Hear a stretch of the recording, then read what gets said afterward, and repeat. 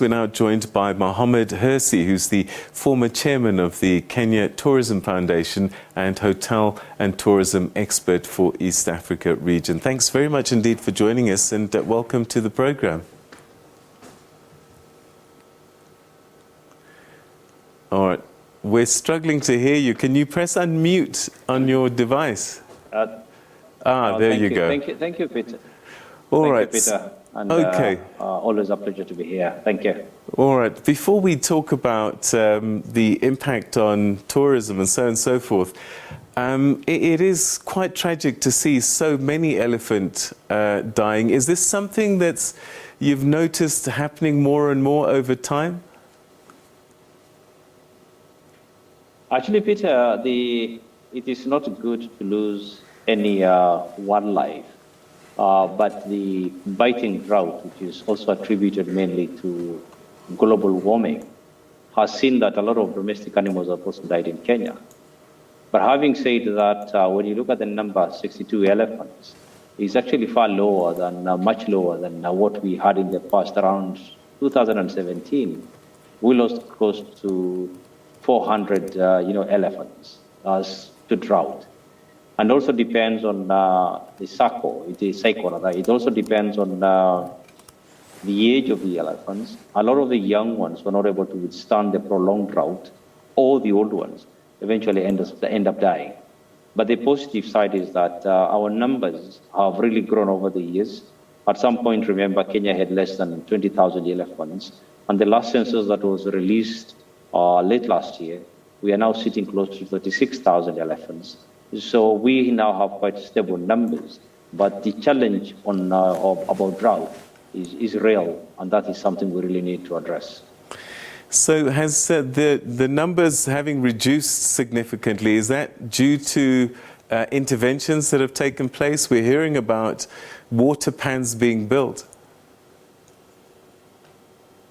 One of the reasons why the elephant numbers have increased, and we must give credit to our government and also the Kenya Wildlife Service and all the other organizations involved in conservation.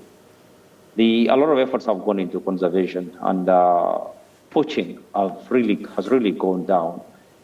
When we enacted the bill on wildlife, and it's considered economic crime, and you end up finding yourself in jail for 20 years, sometimes even 30 years, many people opted not to get any more involvement, in poaching. So that's one of the key reasons why you see our numbers have really gone up. But when it comes to water ponds, that is something that we've been doing as a country, but we've laxed, and it's something we really need to work on, because keep in mind that we are no longer enjoying the rains that we used to have in the past. In the olden days, we used to have 2 good seasons, but these days, you're not very sure whether the next rains will actually come. So that is a key thing. And I agree with the minister that we are now looking seriously into reviving all the water ponds across the national parks and national reserves across Kenya. All right. So while 62 elephants literally starving to death is a tragedy, this isn't really the reason why tourism is down significantly in revenues. It's more economic issues than COVID-19, I guess. COVID-19 is in the heart of our reduced numbers. And when you look at the COVID effect globally, which is a global phenomenon, our tourism arrivals dropped by more than 80%. What does that mean? It simply means that KWS is not able to collect. They're not able to get revenue from the park fees. And the same thing applies to all the private sanctuaries and conservancies. But because of that, our government went out of its way to actually facilitate paying salaries to the scouts for over a year in all these conservancies so that we can continue conserving wildlife. So it is a challenge, yes, but it's just not COVID only. But we are equally faced with more challenges when it comes to human-wildlife conflict. But numbers going down, and the 62 elephants that have died, as I said, we've had more than this in the past. For instance, back in the 70s, we've had close to 2,000 elephants dying because of drought. Even in the 80s, similar numbers and even worse under poaching. But today, we've increased our numbers from, on average, from 8,000 at some point in 1988, 89. And last year, the numbers that are counted, 36,000. That's a very good number, very good growth. So I can say that our numbers are very stable. And looking at these images you're sharing right now, this is actually Savo West. We have Savo East and Savo West, which is badly affected by the drought. But the good news, Peter, is that we've had good rain, short rains, and now we are expecting the long rains anytime soon. And the prediction is that the whole of April and May, we're going to head to get good amount of rain. But that is one side. As long as we do not have the funds in place, then that will be going to be a challenge. But the good news I want to give you is that Savo East, Savo West, neighboring, we've got close to 28 conservancies right now. And between them, we are looking at 1 million acres of land in the hands of private sanctuaries and private conservancies who have all gone out of their way to create all these funds. Because keep in mind, wildlife conservation cannot just be left to government. We also must do our part, and we're actually doing it. So, bar travel restrictions and requirements, visitors can start coming and have a full wildlife experience. Absolutely, Peter. We have relaxed our rules, and as long as you are fully vaccinated and you've got a PCR negative certificate, you're welcome to Kenya. But now, anytime soon, we've been lobbying our government, and we've explained our position to them that we need to allow any fully vaccinated traveler who wants to visit Kenya to be allowed into Kenya without undergoing a PCR test again. And there is all likelihood that is going to be lifted, and if that happens, then numbers will start, increasing. But even despite that, I want to tell you that the good part of the fourth quarter of last year, and even first quarter of this year, we've had very good arrival, especially for the safari seekers, and mainly from North America and continental Europe. So numbers are looking up, and we're also looking inwards in terms of inside Africa. We're looking at West Africans, we're looking at Southern Africans to come to Kenya, because it's very important that COVID has taught us one lesson.